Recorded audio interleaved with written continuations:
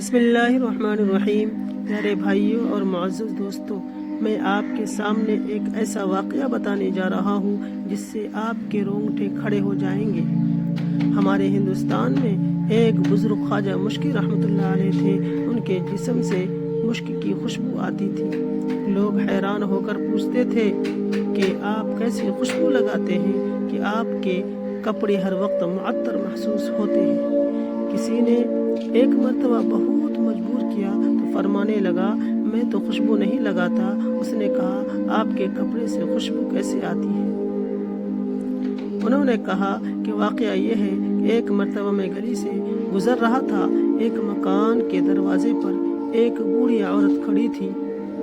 اس نے مجھے دیکھ کر کہا کہ گھر میں کوئی بیمار ہے، تم ایک نیک بندے نظر آتے ہو، اس کو کچھ پڑھ کر پھونک دو، ہو سکتا ہے کہ وہ ٹھیک ہو جائے۔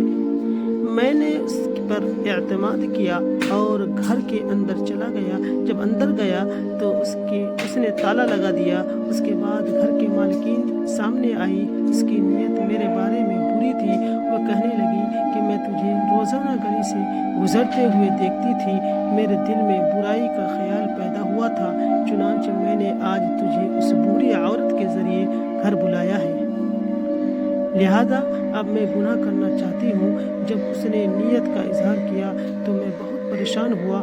میں نے اس کا مطالبہ ماننے سے انکار کر دیا اور باہر نکلنے کی بہت کوشش کی، لیکن وہ کہنے لگے کہ اب تالا لگ چکا ہے، اگر نہیں مانو گے تو میں شور مچا دوں گی اور بہتان لگا کر سنسار کروا دوں گی۔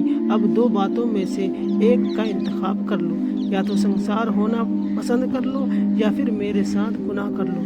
اس کی بات سن کر میں بہت پریشان ہوا۔ بالآخر اللہ تعالیٰ نے میرے ذہن میں تجویز ڈالی تو میں نے اس سے کہا، مجھے بیت الخلاء میں جانے کی ضرورت ہے، لہذا میں فارغ ہو کر تم سے بات کروں گا۔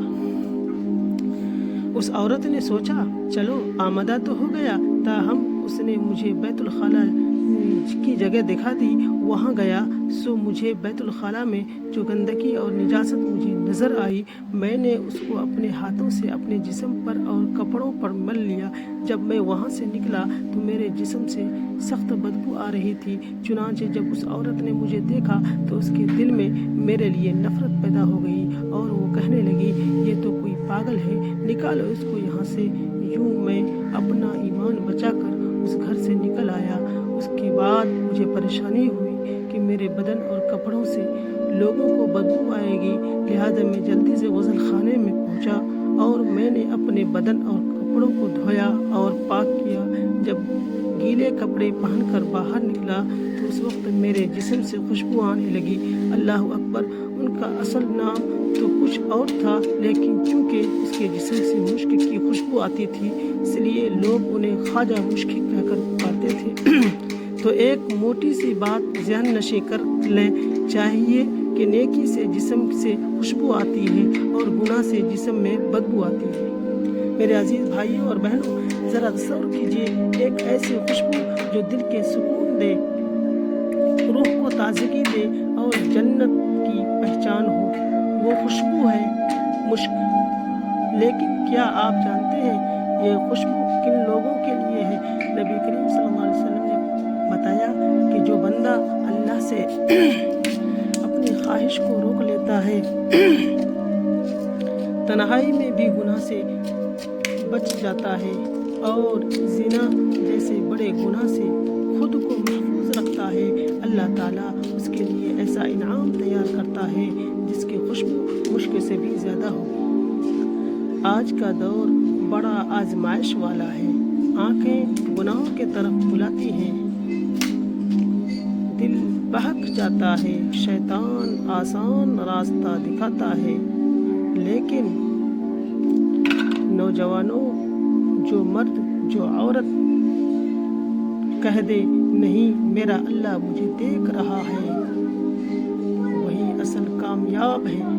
میرے بھائیوں، زنا صرف جسم کا نہیں، یہ ایمان کو کھوکھلا کر دیتا ہے، دل سے نور چھین لیتا ہے اور زندگی کی برکت ختم کر دیتا ہے، اور اس کے برعکس جو زنا سے بچتا ہے اللہ اس کے چہرے پر نور دیتا ہے، اس کے رزق میں برکت دیتا ہے، اور آخرت میں اس کے لیے جنت کی خوشبو ہے،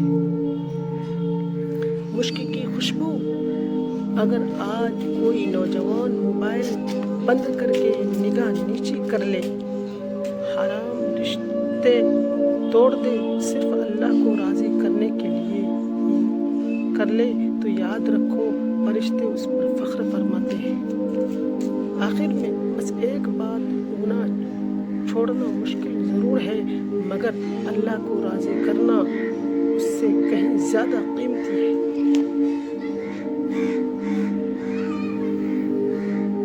اگر یہ باتیں آپ کو اچھی لگی ہو تو کمنٹ ضرور کریں، لائک کریں، سبسکرائب کریں۔ پھر ملتے ہیں اگلی ویڈیو میں، اب تک کے لیے خدا حافظ۔